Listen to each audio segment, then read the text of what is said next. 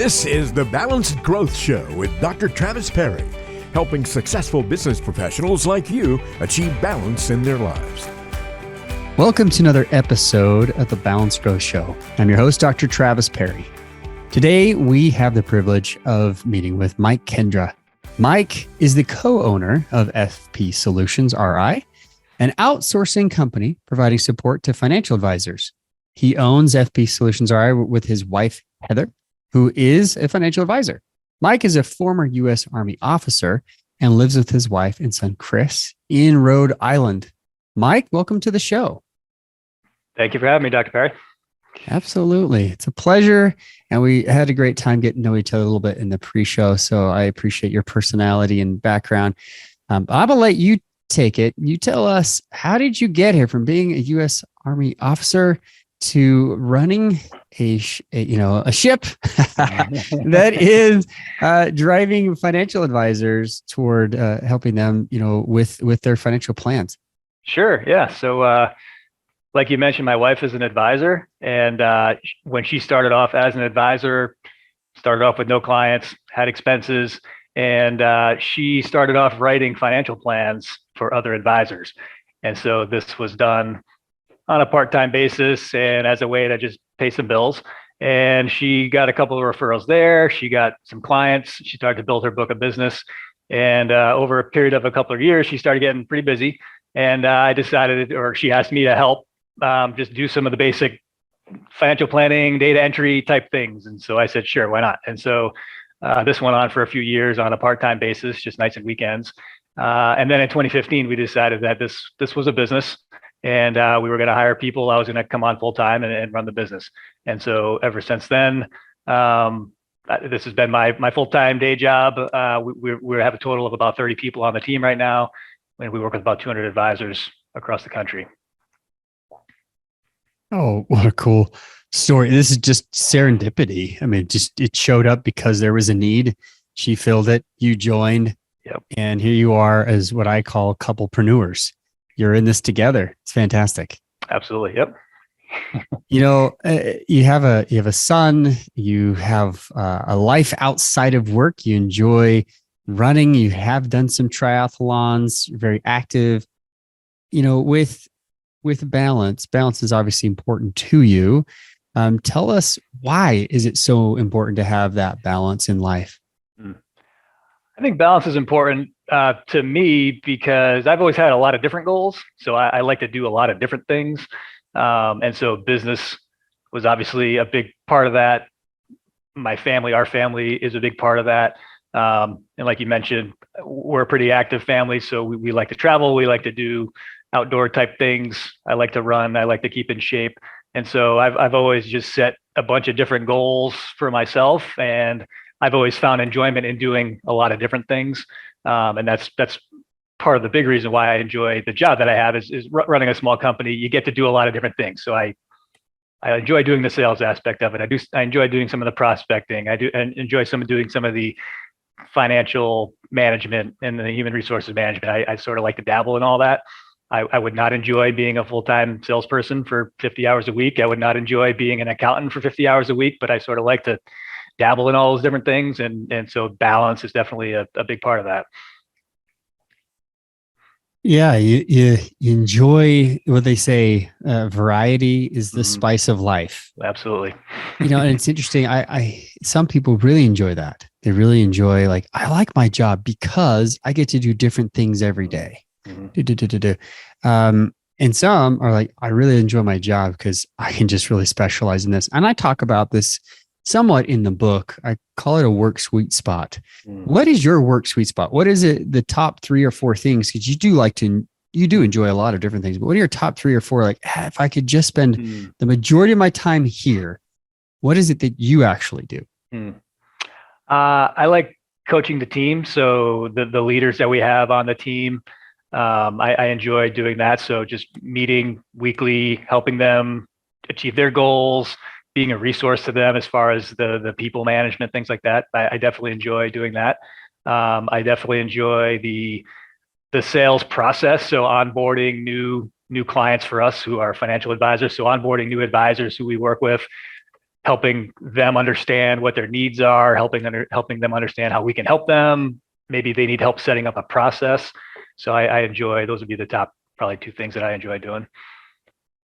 Yeah, you're a team player, you're a coach, you're a mentor. That shines through. That's very good. So you probably really discuss or have systems or processes in place for your team to stay focused and productive. Talk to us a little about the culture of balance in your company. Let's go there for a minute. Why is that important for your employees and your team members to, have great balance? A couple different reasons. I mean, first of all,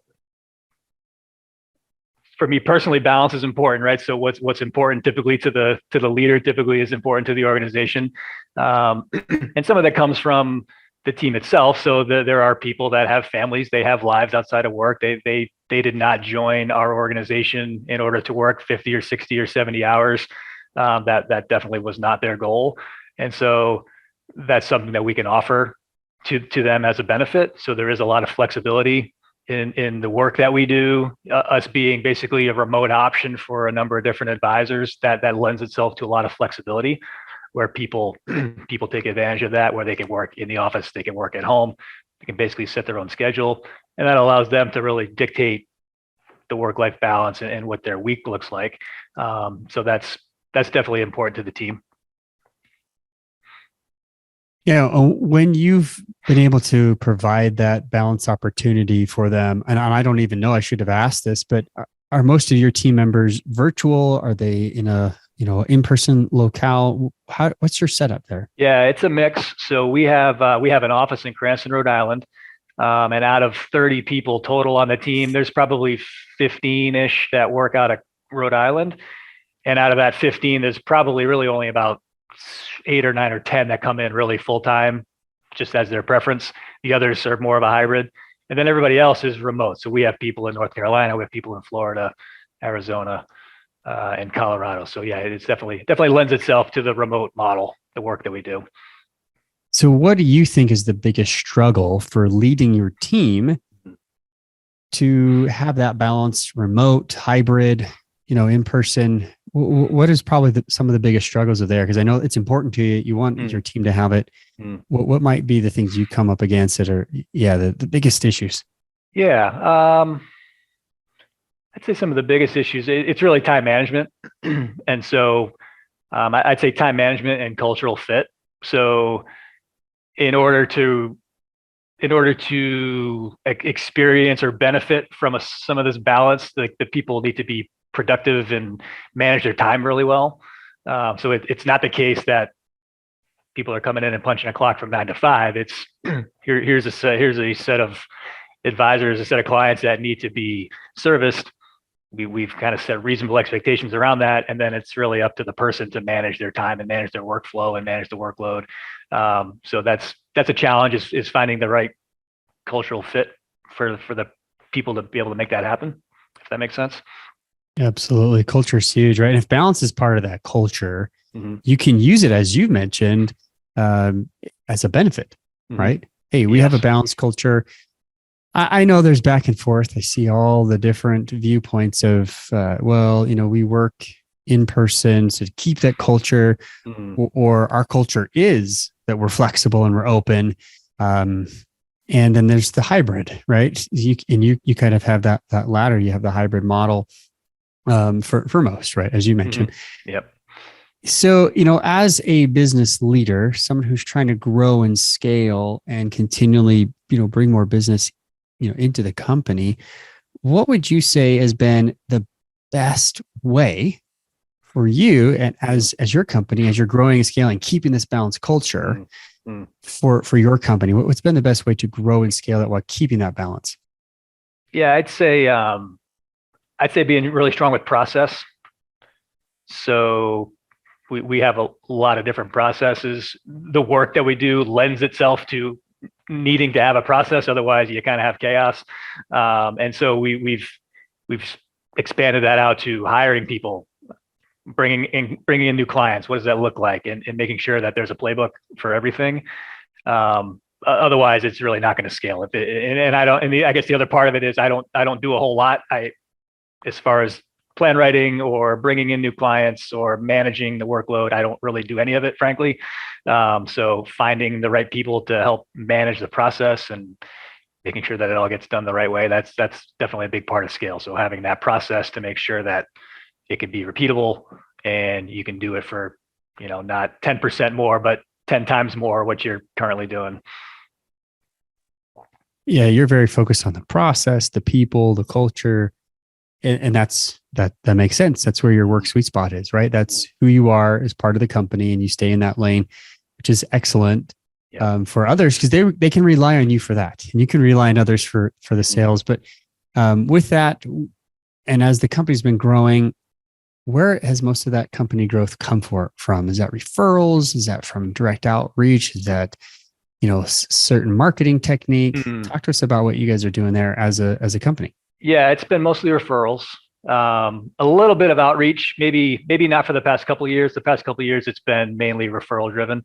So it's been mostly referrals. Yep. And so we've been pretty fortunate where advisors join groups, right? And they talk to each other. So we work with somebody in city A, and they have a group and they talk about us, and that group gets excited and they inquire. And so that's been a large chunk of our business, is really just kind of word of mouth and referrals. Which typically will speak volumes for your systems. If your systems and processes are excellent, and what I like to describe as transformational systems, then a lot of times those raving fans, people will refer, self-referral, right? And they'll be proactive of asking and telling others about your process. So that's fantastic. What are some of the, looking at from your viewpoint as the co-owner and founder of the business, making sure that the business is moving forward, what's some of the biggest struggles that you have with scaling the business without losing your personal balance? I'd say time management. So spending your time on the right activities that are going to drive the business, and not getting sucked down the rabbit hole of some problem that maybe isn't so important. I'd say that's something I've tried to focus on over the last year or two, is really focusing on the big problems, focusing on the vision and taking action towards that vision, and not so much worrying about all of the little things that are kind of happening that are just noise. So time management, I think, is key. Finding good people is obviously key. You're not going to scale a business without finding good people. And so we've really invested a lot of time in that process. And that's just been a challenge. And I know it's a challenge for everybody, is finding people. I mean, it's almost a cliche, but it's real, and it's a problem, and you definitely need to spend time on it and focus on it. Yeah. And those two aspects are things I hear all the time on the show as I'm helping my own clients. And just talking with other business owners, networking with them. These are real struggles. The time and energy it takes to find, hire, train good quality employees that keep the same, balanced culture intact, as well as providing that transformational experience for your clients. They can say, gee, I want to offload my financial planning process. I know what you do is incredibly important. I've had clients who, I mentioned this pre-show with you, we're doing 200 financial plans a year. 200, but they were doing them themselves. Yep. The time and effort that goes into that is incredible. So having really good people on your end to be able to do those things right, that's not an easy task. Doing a financial plan is not an easy task. By the way, are these paraplanners? Are these CFPs? Talk to me about how you've got that set up before I go to the next point that I was thinking about. Yeah, it's mostly, we would call it a paraplanner role. We've got a total of 2 CFPs on the team, and then we have a total of 2 people have passed the exam. They're just kind of waiting for their experience requirement, and then we've got maybe 5 or 6 that are in the process of taking the education requirements. Okay. Yeah. Okay. Great. So, you've got a little bit of a mix there. CFP, exactly. spare planners. I like it. And I'm sure you've got a process to make sure the quality is there. But I know as a former financial advisor and as one who had 2 or 3 people working on those plans, to be able to have those mostly ready to go and maybe me look over just a few components and make some small changes, night and day difference than having to upload, put everything in, go through the processes, print it out. Oh, that's not right. The time involved, is incredibly difficult to, justify. As a beginning financial advisor, like you do everything, right? Yep. You're everything to everyone. And over time, you realize, okay, I need to delegate out. I need to do these things. If you're just, strapping it, if you're able to come with some, savings and income from another career and you're a career changer, excellent. You may have a different view of that and you might be able to delegate right away, which I could not, suggest any stronger. Delegation is always a most difficult thing. And we're going to get to that here in just a second, but I want to kind of throw this back into the time management piece. For you, on the time management side, knowing that you've got a team behind you, knowing where your work sweet spot is, what's the Achilles heel there? What's the struggle of, oh man, I'm really not, working in where I need to be today, or I'm distracted. Is it distraction? Is it being present? Is it not having a plan that you follow? Where you really struggle with there? I try to have a plan, but I don't always stick to it. So I do follow the model week for the calendar, and that works out pretty well. I put some structure in place, some basic building blocks. But there's definitely some distractions and rabbit holes that I end up going down. I'd say for the most part, I'm pretty successful managing it. But that's always an area, and it's really what I've learned in the last few months is thinking about, okay, here's my block of time to do this. Well, what exactly are my goals in this time?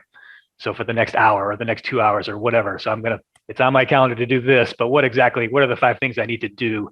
What are the top priorities in this area? So really breaking it down even more on a more granular level. Yeah. So model week has been helpful. Absolutely. Talk about having an ideal calendar, not just for work, but for all the areas of life to help bring you some boundaries and make sure you have balance. Because productivity is important. Time management's important. Have you found that when you're following that it's actually easier to stay in the areas that you work in your work sweet spot? It is, absolutely. Absolutely. If you lay out the plan, and you don't have to beat yourself up over it. If there's a problem, you solve the problem, but you generally stick to what's on the model week. And obviously you have your appointments that you keep. But yeah, just having that framework, it allows you to really kind of free your mind from a lot of different things and say, okay, well, I don't have to worry. Friday is my day to do this. I don't have to think about this until Friday. And so kind of frees up your mind to think about the other problems that you're working on. Yeah, really great point. In my book, Achieving Balance, we talk about having themed days. When you set up your ideal calendar, model week, whatever you want to call it, to have that theme of day. Like I know I don't do tax related work on any day other than Monday afternoon. And my tax people are like, hey, they're doing my bookkeeping, they're doing my tax planning. And, they need me to send stuff. So I that's the day that I download my forms from my, business account and send them over, or have my assistant do that.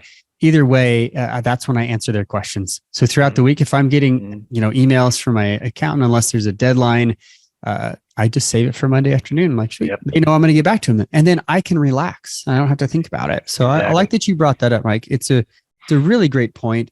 And I think as you have a model week, set your week up so that you know what days you're planning on and what are your themes through that day that can allow you to be less stressed about other things. Because we, even though they're, we know where our work sweet spot is, our top 3 or 4 things, there may be other parts of those main activities that, I really need to do this project or that thing. And we can easily start multitasking our way down the rabbit hole. Yes. So it sounds like you've had some experience with that a little bit. Absolutely. What would you say is some of the biggest issues that you've seen for, I know you work with a lot of financial advisors, so we can go there, or any other entrepreneurs out there that you've, rubbed shoulders with. What are some of the biggest issues that you've seen in others who are trying to scale, but keep their balance? And, that excludes a lot of people who are just hustling for the sake of hustle. I'm not talking about them, but the ones who really care about having a balanced lifestyle as they're scaling. What else have you seen out there? As far as challenges go? Yeah. I think it goes back to process. So the super successful advisors we work with, it's all process. We don't go in there and consult on process at all. They just tell us, all right, here's step 1, here's step 2, here's step 3, here's step 4, and it's just kind of lights out. Whereas the people that are struggling to grow, it's definitely process. They don't have systems in place to bring on new clients, to write financial plans, to deliver whatever they have to deliver, investment proposals, whatever it is. It's all, like any business. A business is just a series of processes that you have to have nailed down. And we've seen kind of the whole gamut of strong to not so strong, and there's definitely a positive correlation. Yeah, absolutely. So if you don't have those systems, you don't have the processes in place, it's the place to be. It's to begin there. And I would echo that and say, hey, if time management's a struggle, likely the majority of people I've worked with don't have an actual system. They have hacks and tips and tricks, but they don't have a system, and they think that it's too much of a waste of their time to have something because it's constricting. But as we were just talking, it's actually freeing, isn't it? To have a system, Absolutely. have that in place. Well, this has been a fascinating conversation, Mike. For those advisors out there who are listening, which we have a lot on this podcast, who are following us, who tune in regularly to this bi-weekly show, what do you do to help them on the time management aspect? As we've been talking about, we know you do the outsourcing of the financial planning, but maybe talk to us a little bit how that actually works. Yeah. So, you can think of us as hiring a part-time remote paraplanner. And so we're going to come in and basically take all of the financial planning off of the advisor's plate. And our goal is for them to spend less than 10 minutes thinking about the case, right? So you were describing earlier, like, it's a lot easier to just know that the data's been entered. Somebody's thought about the case. I'm just going to review it, and then it's ready to go to the client. That's obviously a huge time savings. So between the data entry and some of the analysis and the back and forth, and then the final, making it all look pretty for the client, that's something the advisor definitely doesn't need to be doing. And so that's where we come in, and we try to make it as easy as possible for the advisors. Love it. So if they're interested in saving some time and freeing up their processes, things we've been talking about in this entire podcast, how can they reach you? How can they, reach out and see if this is a good fit for their system? Yeah, we're on the internet, fpsolutionsri.com, and my contact's on there, and you can reach out anytime. Very good. We'll have that in the show notes. We appreciate your time today. Thank you for being on the show, Mike. Any last parting words? Any last piece of advice that you'd like to share with our listeners? Piece of advice, I guess understand why you're doing something. So think about what it is that's driving you, and the rest of it, I think, will eventually fall in place. If you have a good reason why, you'll be able to figure it out. Excellent. We appreciate you again sharing your thoughts, your processes, your struggles. And I know that so many people reach out to me and say, we love the show. People are real. We can learn from what we've been discussing here and move forward. So thank you for being candid, for being real with us here on the podcast. And we look forward to having you back on in the future. Those of you who've enjoyed this, like, share, subscribe, review, help spread this word of having balanced growth in your own practice into the culture we live in, which is toxic, overworking, wear it like a badge of honor, hustle till you die style. And I know we can help change that, and you can be part of that solution. So thank you. And again, until next time, remember, live life on purpose.